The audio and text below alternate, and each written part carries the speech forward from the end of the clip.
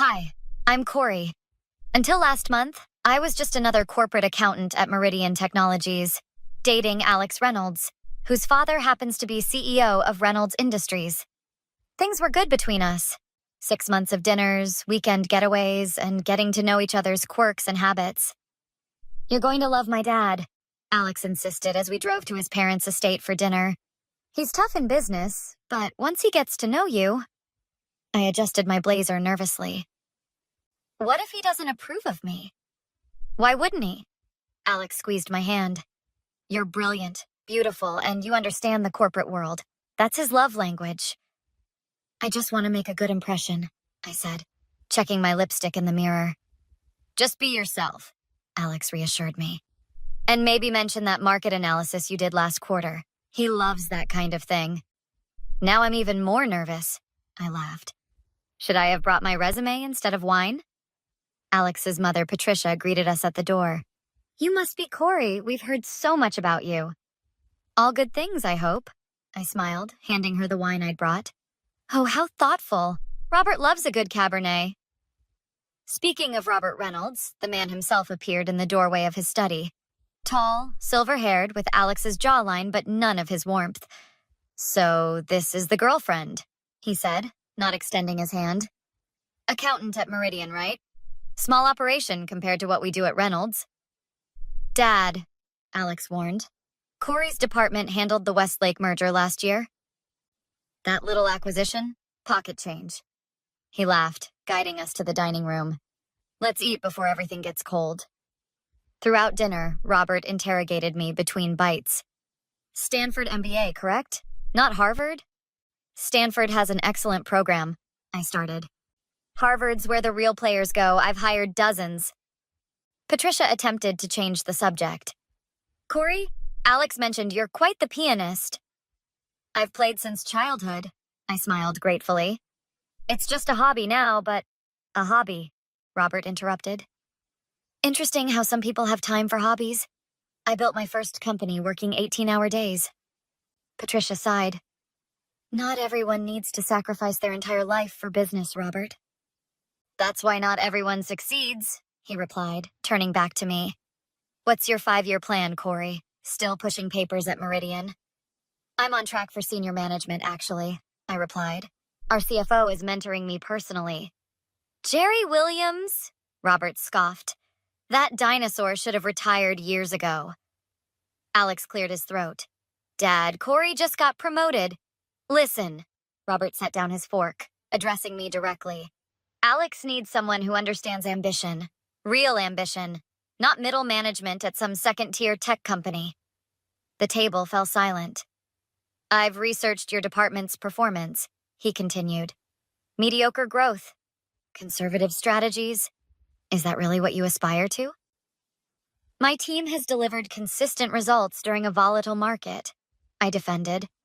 "Consistent mediocrity isn't an achievement," he laughed, looking at his son. "Alex? Seriously? This is who you're bringing home?" I felt my cheeks burn as he continued. "Women in finance are typically either exceptional or diversity hires. Which category do you fall into?" "Robert!" Patricia gasped. "What? I'm giving career advice. Tell me, Corey, do you always settle for adequate, or is that just your professional approach?" Alex jumped in. "Dad, that's enough." "It's fine," I said quietly, setting down my napkin. "Thank you for dinner, Mrs. Reynolds." As we left, my phone buzzed with a work email. Subject line, "Urgent, Reynolds Industries contract review tomorrow. All hands." I stared at my phone, then at Alex. The universe had just handed me something interesting. "What do you mean you can't attend the Reynolds presentation?"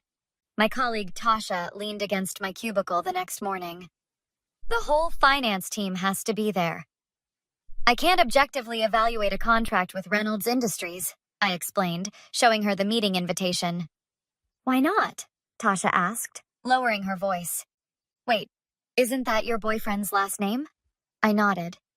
"His father is the CEO, and after last night's dinner disaster..."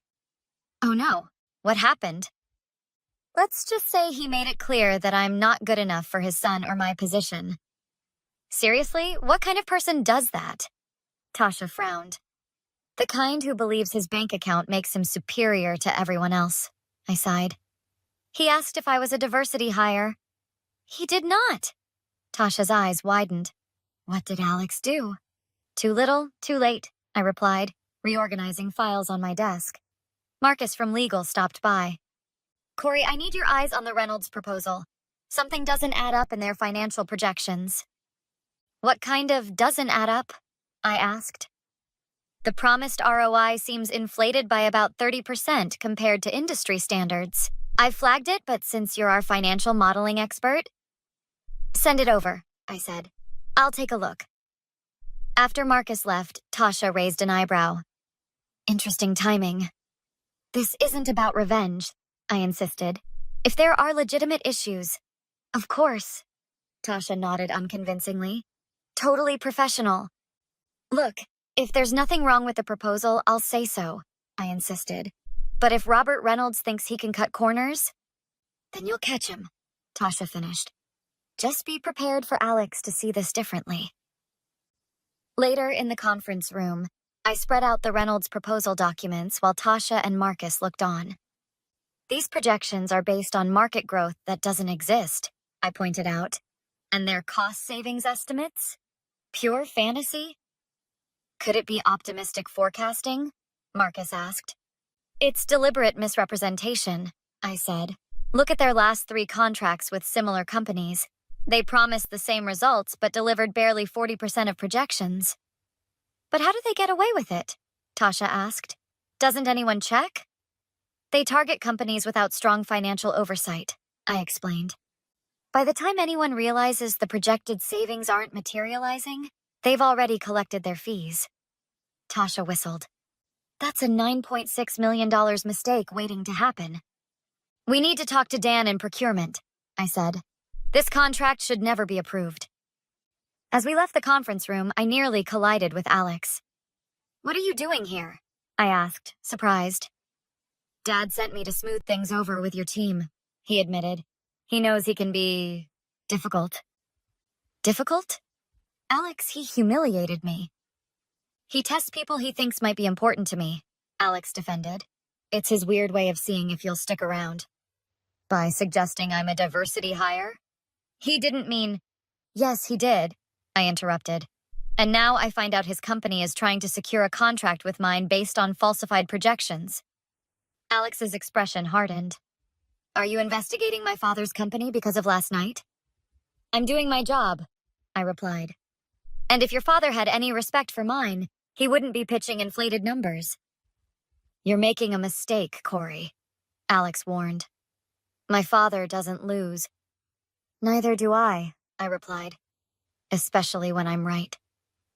The meeting room was tense as Robert Reynolds himself set up his presentation slides. He faltered briefly when he noticed me sitting beside our CFO. Let's get started, our CEO David Chen announced. Reynolds Industries is proposing a comprehensive tech infrastructure overhaul. Robert launched into his pitch, occasionally glancing my way. Our projections guarantee a 45% improvement in operational efficiency, translating to approximately $14 million in savings over 3 years. And how exactly are these efficiencies achieved? Jerry, our CFO, asked. Proprietary algorithms and workflow optimization, Robert answered smoothly. We've implemented similar systems at Apex Corp and Global Tech with tremendous success. Tremendous by what metric? Jerry pressed. The numbers speak for themselves, Robert replied. Page 16 shows the comparative analysis.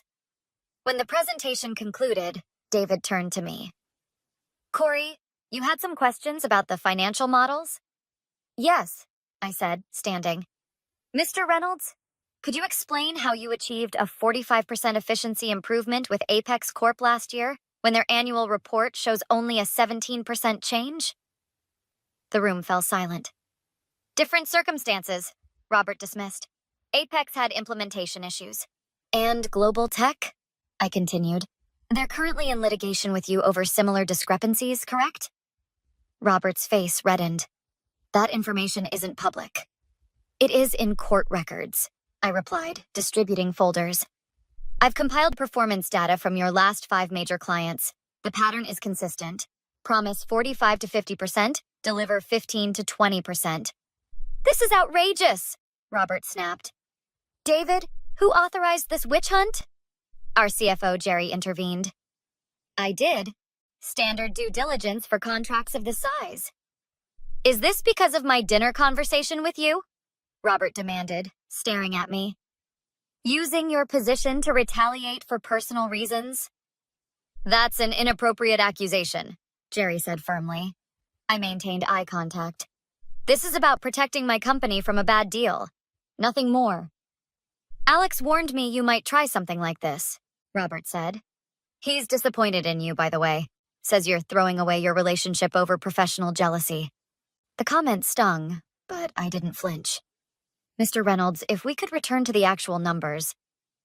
I've built my company from nothing. Robert's voice rose. I don't need to be questioned by a junior accountant with an axe to grind. Yet your proposal doesn't withstand basic scrutiny, I replied calmly. David, Robert turned to our CEO, control your employee or this partnership is dead before it starts. David stood. Robert, if you can't address legitimate financial concerns, perhaps there shouldn't be a partnership. You're making a catastrophic mistake, Robert threatened. I'll ensure Meridian regrets this. And you, he pointed at me. Alex is done with you. I'll make sure of it. That's enough, Jerry said firmly. I think we're concluded here. As Robert stormed out, my colleagues exchanged shocked glances. Tasha leaned over. Are you okay? I nodded, though my hands were shaking beneath the table. He just torpedoed his own deal, Marcus whispered. No, I replied quietly. He did that when he decided lying was an acceptable business practice. The contract is officially dead, David confirmed in our follow-up meeting. Legal found 3 more discrepancies after Reynolds left. Jerry nodded approvingly. Corey, your analysis likely saved us millions. Though I'm curious how Reynolds took it so personally with you. I hesitated before answering. I've been dating his son. After meeting me at a family dinner, Mr. Reynolds made it clear he didn't think I was good enough, professionally or personally. Ah, David nodded. That explains his reaction, but not why you didn't recuse yourself from the review. I considered it, I admitted, but the issues were legitimate. I'd have raised them regardless of who proposed the contract. Well, Reynolds is threatening legal action, Marcus added, claiming discrimination and interference with business relationships. Let him, Jerry scoffed. We have documentation. Speaking of which, excellent work putting that packet together overnight. Corey. What about your relationship with his son? Tasha asked carefully. That's, I paused. Complicated.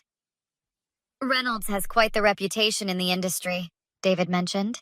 This isn't the first time he's tried to bully his way into a contract. But it might be the first time someone stood up to him, Jerry added. Later that afternoon, Robert Reynolds himself appeared at my desk. We need to talk, he demanded. Privately. In a conference room, he got straight to the point. Name your price. Excuse me? To withdraw your objections, I'll double it. The decision's been made, I replied. The contract's canceled. This little power play has cost me millions, he hissed. Was humiliating me worth losing, Alex? This wasn't about humiliation, I countered. Your numbers didn't add up. Everyone inflates projections, he insisted. It's business, but you made it personal. Like suggesting I was only hired to fill a quota? Robert's expression softened slightly. Look, I was testing you. I do that with everyone Alex gets serious about. That's not testing. It's bullying. I'm trying to apologize, he said. Alex is devastated. He wants to fix things. There's nothing to fix, I replied. You showed me exactly who you are. Someone who belittles others and cuts corners professionally. Alex defended that behavior. I can make things difficult for you in this industry, he said, his tone shifting. One word from me. Would demonstrate exactly the kind of person I already know you to be, I interrupted. You'll regret making an enemy of me, Robert warned, his facade cracking. Actually, I stood up. I'm proud of stopping a bad deal. That's my job. Your career won't recover from this. I opened the door. Integrity always recovers, Mr. Reynolds. Fraud rarely does. 2 weeks later, Tasha poked her head into my new office, a promotion after the Reynolds incident. Alex is in reception, she whispered. Should I tell him you're busy? I considered this. No, send him in. Alex entered, looking uncomfortable. Nice office. Thanks. What can I do for you? Dad's company is struggling, he admitted. That contract was bigger than I realized. That's unfortunate, I said, meaning it. Several clients are reviewing their contracts now, he continued. Word got around about what happened here.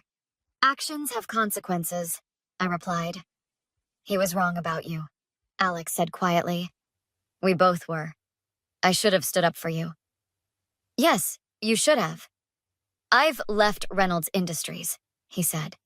Started at a smaller firm. Dad and we're not speaking. I'm sorry to hear that, I said, surprised by my own sincerity. Can we start over? He asked. I broke things off with Dad, professionally and mostly personally. I appreciate that, I replied. But no, we can't. Alex looked surprised. Just like that? After 6 months? I need someone who recognizes my worth without needing proof, I explained. Your father showed me who he is. You showed me who you are. I believe you both. Is there anything I can say to change your mind? Alex asked. I shook my head. Some lessons change us permanently. This one changed me. After he left, Tasha and Marcus appeared with coffee. You okay? Marcus asked. Actually, yes, I replied. For the first time in a while? Jerry wants you on the executive training track, Tasha revealed. Says anyone who can stand up to Robert Reynolds has the backbone for leadership. So what's next for the new rising star of Meridian? Tasha grinned. Doing my job, I said simply. Turns out that's enough. To Corey, Marcus raised his coffee cup, who taught us all that sometimes the best revenge is just doing the right thing. I smiled, clinking my cup against theirs, and that some prices, like integrity, are never for sale. Have you ever had to stand your ground professionally when it meant personal consequences? I'd love to hear your stories in the comments.